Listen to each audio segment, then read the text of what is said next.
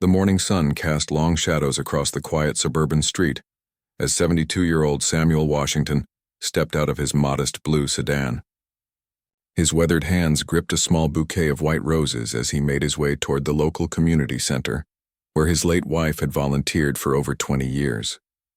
Today marked the third anniversary of her passing, and Samuel had made it his tradition to visit the place that had meant so much to her.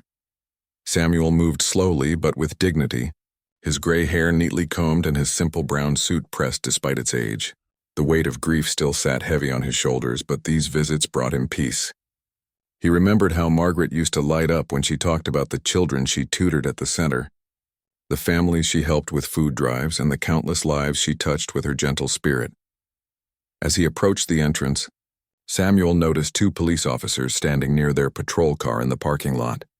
Officers Jake Morrison and Rick Coleman were relatively new to the force, both in their late 20s with barely 2 years of experience between them.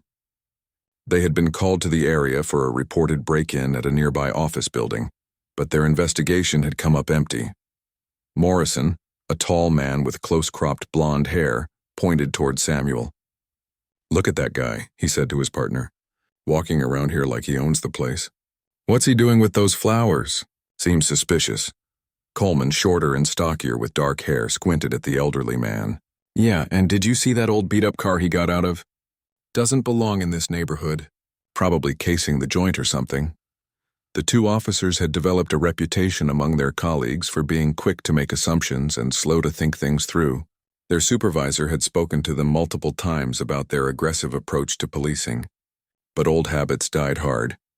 Samuel was completely unaware of their attention as he paused at the community center's memorial garden.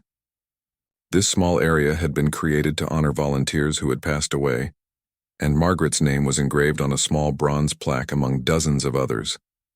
He knelt slowly, his joints protesting, and placed the white roses at the base of the memorial wall.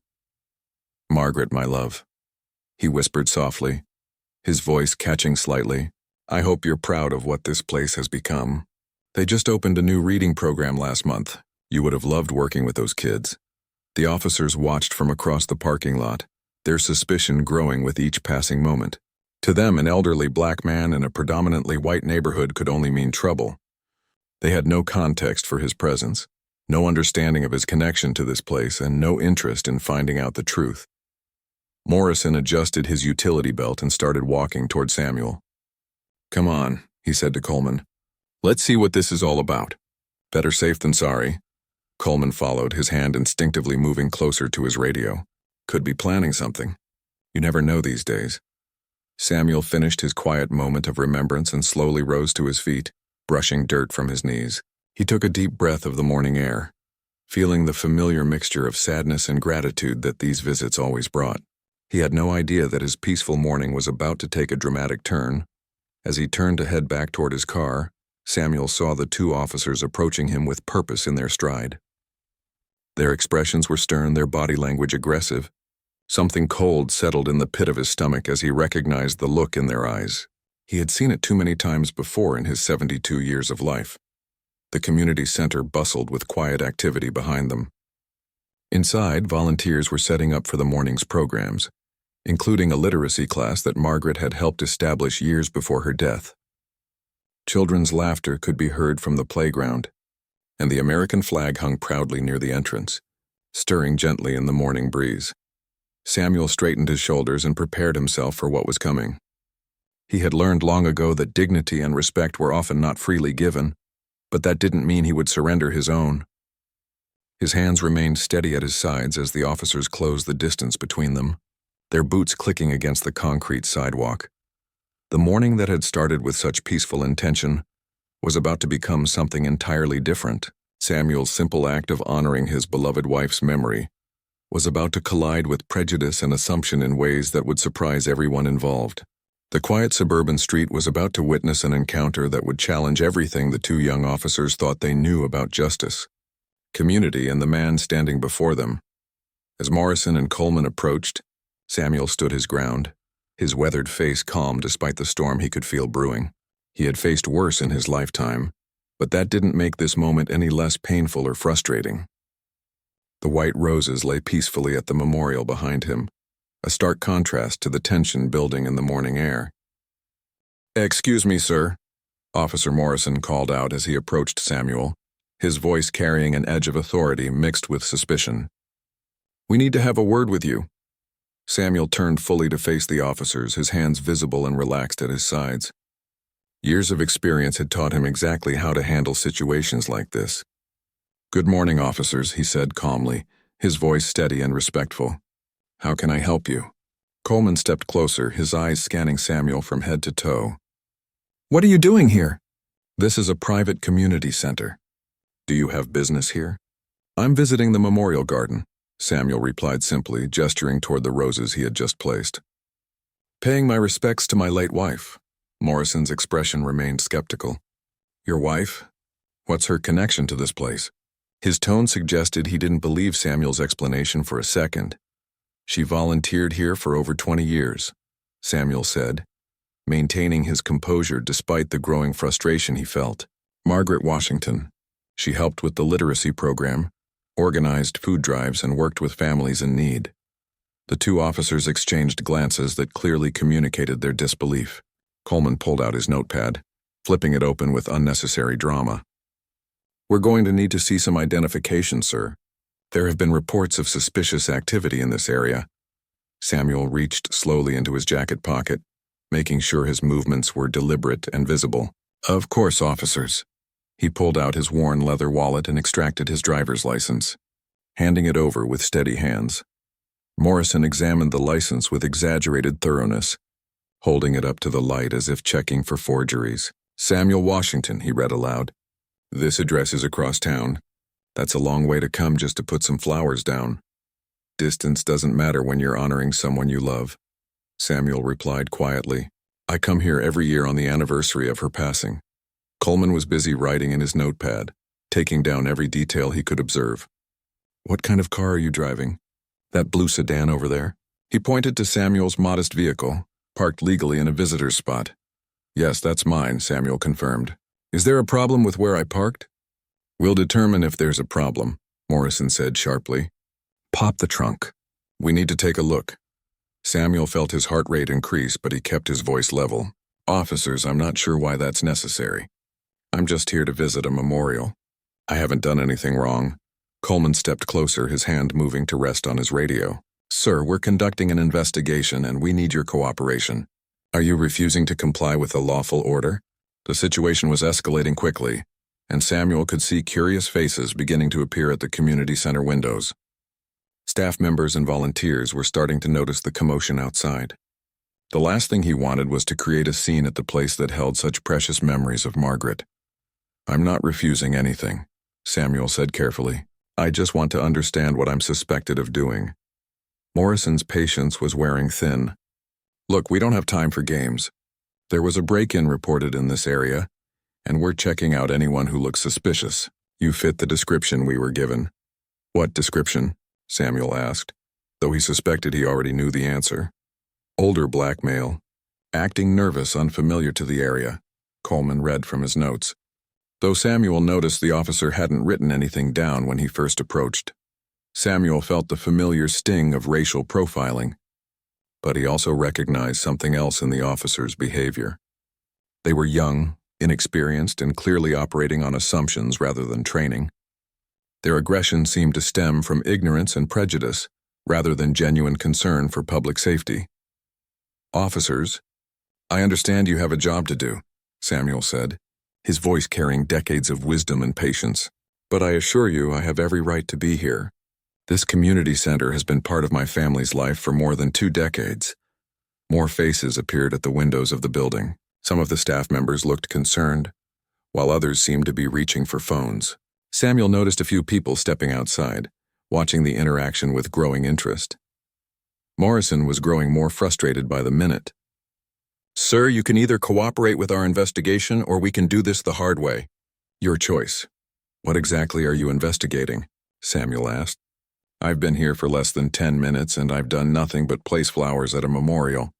I'm happy to answer any reasonable questions, but I don't understand why you're treating me like a criminal." Coleman closed his notepad with a snap.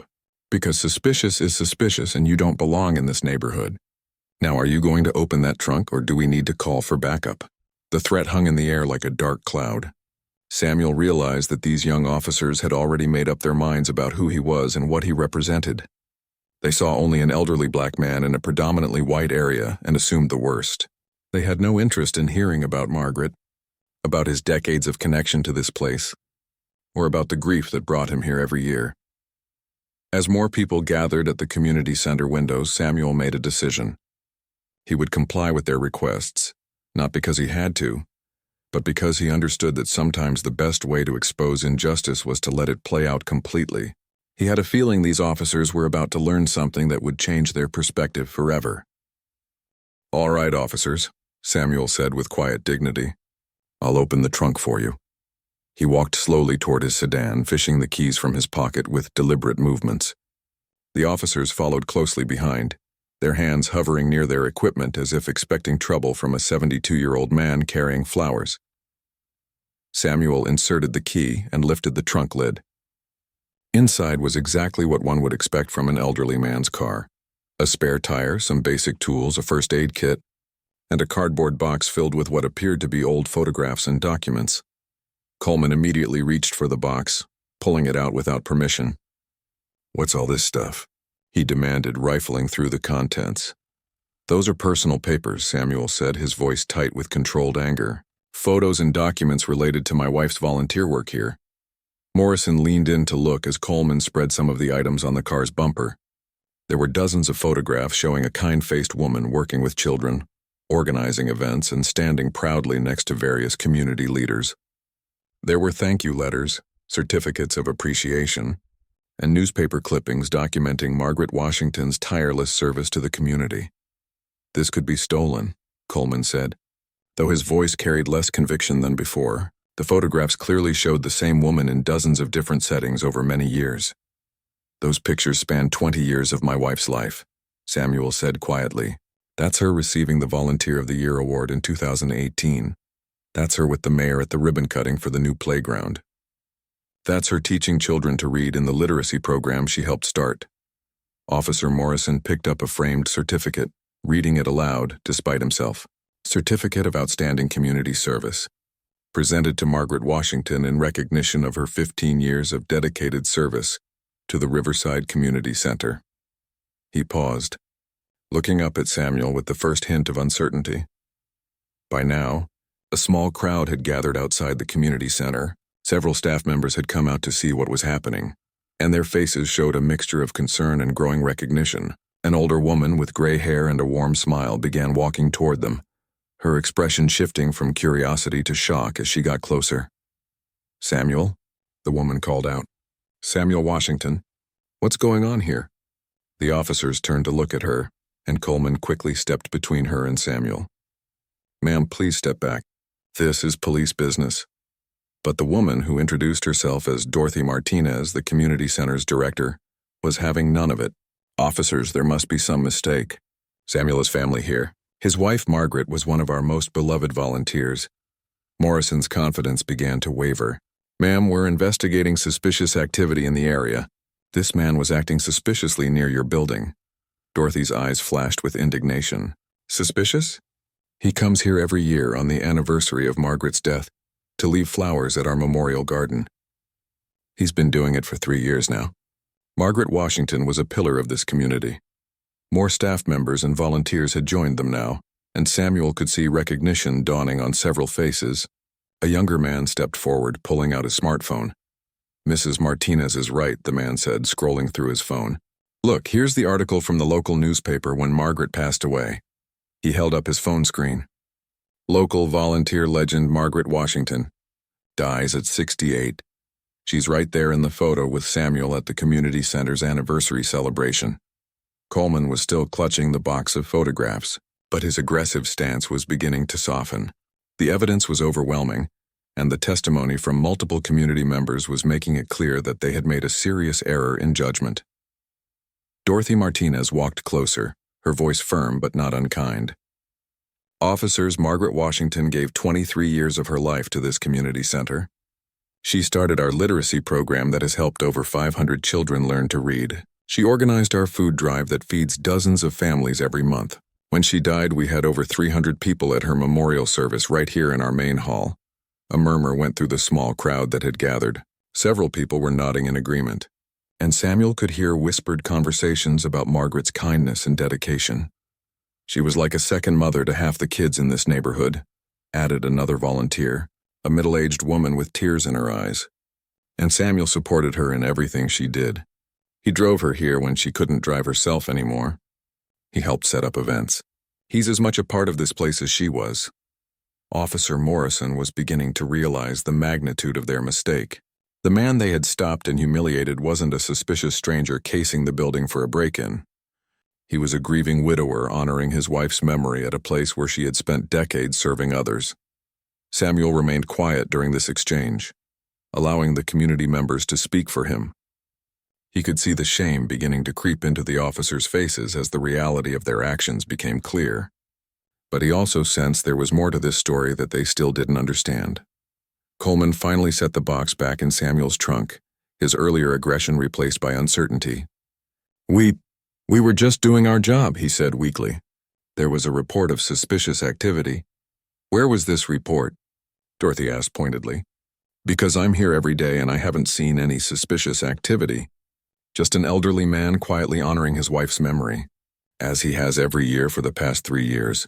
The officers exchanged uncomfortable glances, realizing their justification was crumbling around them. They had acted on assumptions and prejudice rather than facts, and now the entire community was watching them grapple with the consequences of their actions. As the crowd of community members continued to grow, Samuel noticed a familiar face pushing through the group. Dr. Patricia Reynolds, the community center's board president, approached with quick, purposeful steps. Her expression was a mixture of concern and barely contained anger as she took in the scene. "What is the meaning of this?" Dr. Reynolds demanded, her voice carrying the authority of someone accustomed to being heard. "Officers, why is Samuel being treated this way?" Morrison and Coleman were clearly overwhelmed by the number of people vouching for Samuel, but they still seemed reluctant to admit their mistake completely. "Ma'am, we respond to calls about suspicious activity," Morrison said defensively. "We were just doing our job." Dr. Reynolds crossed her arms. And what exactly was suspicious about a man placing flowers at a memorial dedicated to his deceased wife? The question hung in the air, and both officers struggled to find an answer that didn't sound completely unreasonable. The truth was becoming painfully obvious to everyone present. Samuel had been stopped purely because of his race and age, not because of any actual suspicious behavior. Dorothy Martinez stepped closer to Samuel, placing a gentle hand on his arm. "Samuel, I'm so sorry this happened to you. This is absolutely unacceptable." Samuel finally spoke, his voice still calm but carrying a weight that commanded attention. "It's all right, Dorothy. These officers don't know me or Margaret. They saw an old black man in a neighborhood they didn't think I belonged in, and they made assumptions." Officer Coleman shifted uncomfortably. "Sir, it wasn't about race. We were just being cautious." An older gentleman from the crowd stepped forward. Samuel recognized him as Robert Chen, a retired teacher who had worked closely with Margaret on the literacy program. "Young man," Robert said to Coleman, "I'm 75 years old and I was here placing flowers at the same memorial just last week. Nobody stopped me or asked to search my car. The only difference between Samuel and me is the color of our skin." The statement hit like a thunderbolt. Several people in the crowd nodded in agreement, and the officers' faces reddened with embarrassment and shame. But Dr. Reynolds wasn't finished. She pulled out her own smartphone and began scrolling through photos. "Officers, since you seem to need proof of Samuel's connection to this community, let me show you something." She found what she was looking for and held up her phone. The image showed Samuel and Margaret standing together at a podium, with Samuel holding a large plaque. This was taken 2 years ago at our annual volunteer appreciation dinner. Samuel was receiving an award for his support of our programs and his late wife's legacy. Morrison leaned in to look at the photo, and his face went pale. "What kind of award?" he asked quietly. "The Community Partner of the Year Award," Dr. Reynolds said, her voice crisp with authority. "Samuel has donated thousands of dollars to our programs over the years. He funded new computers for our learning center. He pays for supplies for our food pantry. He quietly supports families who can't afford childcare so their kids can attend our after-school programs." Dorothy added, Samuel has done more for this community than most people do in a lifetime. He's carried on Margaret's work even after losing her. The revelation hit the officers like a physical blow. Not only had they stopped and humiliated an innocent man, but they had targeted someone who was actually a pillar of the community they were supposed to protect and serve. Samuel watched the officers process this information, and something in his expression softened slightly. Despite everything they had put him through, he could see they were young men who were beginning to understand the gravity of their mistake. "Officers," Samuel said gently, "I don't tell you this to make you feel worse than you already do. But I want you to understand something. This isn't just about me. This happens to people who look like me every day, and most of them don't have a community center full of people to stand up for them." A young woman from the crowd spoke up. "Samuel helped my family when my husband lost his job last year. He paid our rent for 3 months and never asked for anything in return. We would have been homeless without him." Another voice added, "He bought school supplies for my kids when we couldn't afford them, never made us feel ashamed about needing help." The stories kept coming, each one adding another layer to the picture of who Samuel Washington really was. The officers listened in growing horror as they realized they hadn't just made a simple mistake in judgment. They had humiliated a man who had spent years quietly lifting up others, asking for nothing in return. Coleman finally found his voice. "Mr. Washington, we made a mistake." "A big mistake." "Oh, yes, you did," Samuel agreed. "But the question is, what are you going to learn from it?" Morrison was staring at the ground, unable to meet Samuel's eyes. "We're sorry, sir. We truly are." Dr. Reynolds stepped forward, her professional demeanor intact but her voice carrying an edge of steel. "Officers, I think you should know something else about Samuel." She paused, making sure she had their full attention. "Something that might help you understand just how serious your error in judgment was today." The crowd grew quiet, sensing that Dr. Reynolds had something important to share. Samuel looked at her with surprise, unsure what she was about to reveal. "Samuel," Dr. Reynolds said, turning to look at him with deep respect, "has never told anyone about his background. He's too humble for that. But I think these officers need to know who they just treated like a criminal." Samuel shook his head slightly, but Dr. Reynolds continued anyway. "Samuel Washington is a decorated Vietnam veteran. He served 2 tours of duty and earned a Purple Heart and a Bronze Star for valor. After the war, he spent 30 years as a social worker, helping troubled youth and broken families. He's been married to the same woman for 47 years, raised 3 children who are all successful professionals, and has dedicated his retirement to continuing his wife's charitable work." The silence that followed was deafening. The officers stood frozen, realizing that their assumptions hadn't just been wrong, they had been catastrophically, shamefully wrong. The weight of Dr. Reynolds' revelation settled over the parking lot like a heavy blanket. Officer Morrison's face had gone completely white, while Coleman stared at the ground as if wishing it would swallow him whole. The community members who had gathered looked between Samuel and the officers with a mixture of pride for their friend and disgust at how he had been treated. Samuel sighed deeply, his shoulders sagging slightly under the weight of the moment. "Patricia, you didn't need to share all that," he said quietly to Dr. Reynolds. "Yes, I did," she replied firmly. "These officers need to understand the full scope of their actions today." Morrison finally looked up, his voice barely above a whisper. "Mr. Washington, I don't know how to apologize for what we've done. There's no excuse for our behavior." "No, there isn't," Samuel agreed, his voice still calm but carrying decades of experience with such encounters. "But I'll tell you what I told my children when they faced discrimination. Anger and hatred won't solve anything. Understanding might." Coleman stepped forward, his earlier aggression completely gone. "Sir, we were wrong." "Completely wrong. We made assumptions based on—" He struggled to find the words. "Based on my skin color," Samuel finished for him.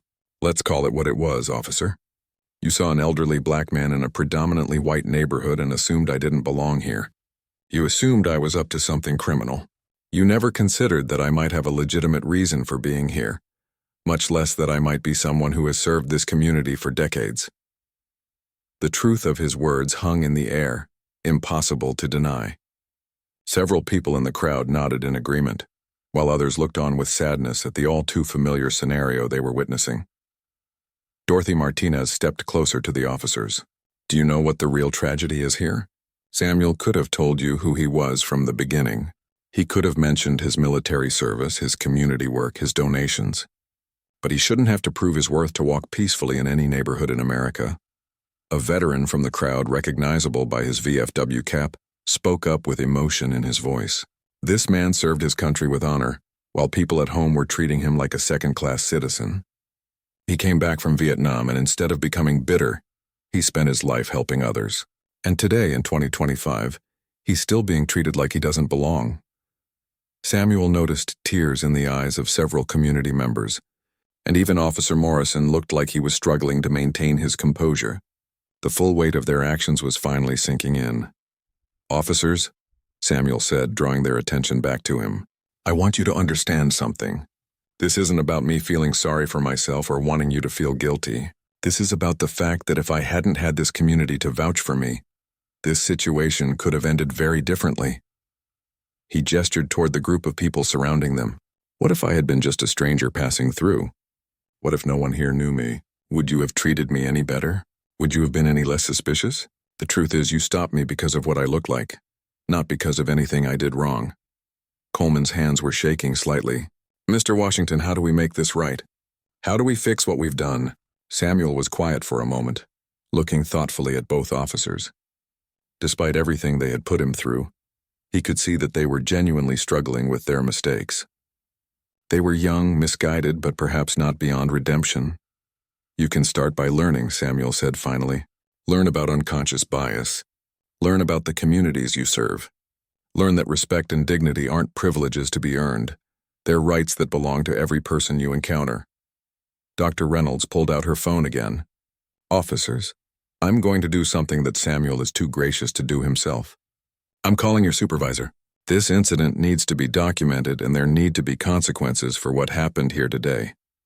Morrison's eyes widened in panic. "Ma'am, please. We understand we made a mistake. We're learning from it." "This wasn't just a mistake," Dr. Reynolds said firmly. "This was racial profiling, pure and simple. Samuel was humiliated in front of a place that holds sacred memories for him. That can't just be swept under the rug with an apology." Samuel held up a gentle hand. "Patricia, I appreciate what you're trying to do, but let me handle this my way." He turned back to the officers, his voice carrying the wisdom of someone who had faced far worse and survived. "I'm not interested in destroying your careers or making you suffer, but I am interested in making sure this doesn't happen to someone else." The crowd had grown larger as word spread through the community center. Children from the after-school program had come outside with their teachers, watching with wide eyes as the adults dealt with this serious situation. Samuel noticed them and felt a renewed sense of purpose. "Those children over there," Samuel said, pointing toward the group of young faces. "Some of them look like me. Some of them don't. But they're all watching this interaction, and they're learning something about how the world works. The question is, what are we teaching them?" Morrison followed Samuel's gaze to the children, and something seemed to shift in his expression. "We're teaching them that people like us can't be trusted to be fair." "That's right," Samuel said. "But we can also teach them that people can learn from their mistakes and do better." "The choice is yours," Coleman stepped forward. "What do you want us to do, Mr. Washington? Tell us how to make this right." Samuel was quiet for a long moment, looking at the faces around him, community members who had rallied to support him, children who were watching and learning, and two young officers who seemed genuinely remorseful about their actions. "I want you to remember this day," Samuel said finally. "I want you to remember how it felt to realize you had completely misjudged someone, and I want you to use that memory every time you approach another person in the course of your duties." Samuel walked slowly back to the memorial garden, where his white roses still lay at the base of Margaret's plaque. The crowd followed respectfully, giving him space but staying close enough to show their continued support.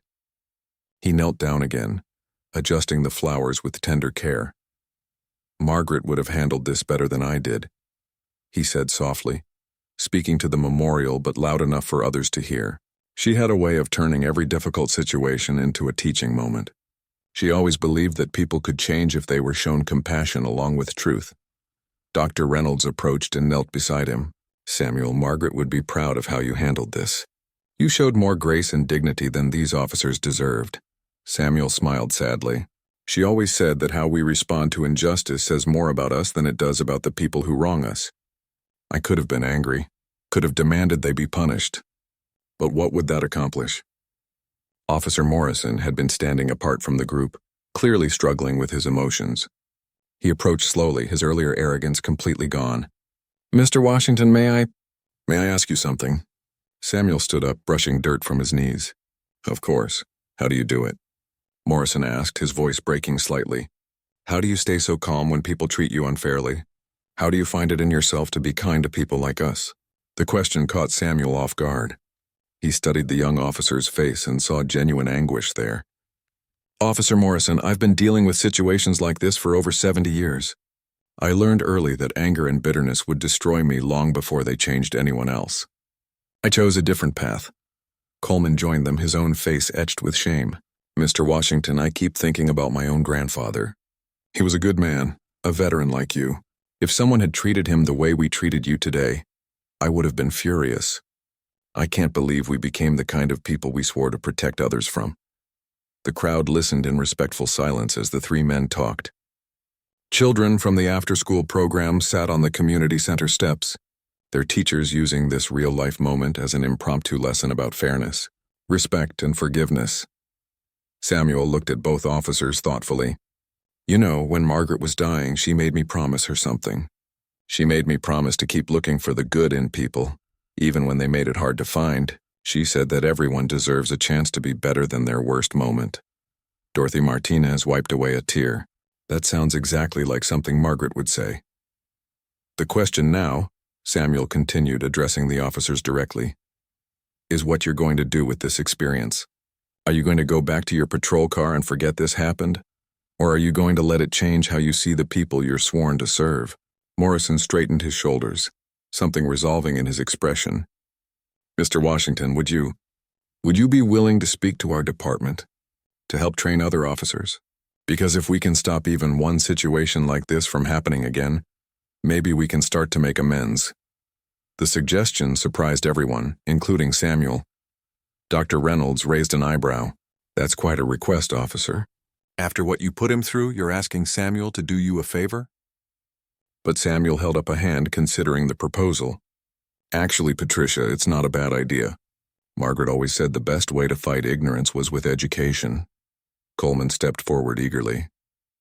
"We could set up a community outreach program. Bring officers here to see the real impact of the work being done. Help them understand the neighborhoods they patrol instead of just driving through them." The idea seemed to energize the crowd. Several community members began talking excitedly about the possibilities.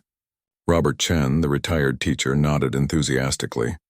"We could create a partnership. Officers could volunteer here, see firsthand what community service looks like." Samuel found himself smiling for the first time since the ordeal began. Margaret would love this. She always believed in turning problems into opportunities. Dr. Reynolds was already pulling out her phone. "I'm calling the police chief right now. If we're going to do this, it needs to be official. And it needs to include accountability for what happened today." As she stepped away to make her call, Samuel turned back to the two officers. "I have conditions," he said firmly. "This isn't just about you two apologizing and moving on. If we're going to work together, there have to be real changes." Morrison nodded quickly. "Anything. What do you need?" "First, every officer in your department needs to understand what happened here today and why it was wrong. Second, you need to establish regular community engagement programs, not just when there's a problem. Third, there needs to be ongoing training about unconscious bias and cultural sensitivity." Coleman was taking notes on his phone. "What else?" Samuel smiled slightly. "And every officer who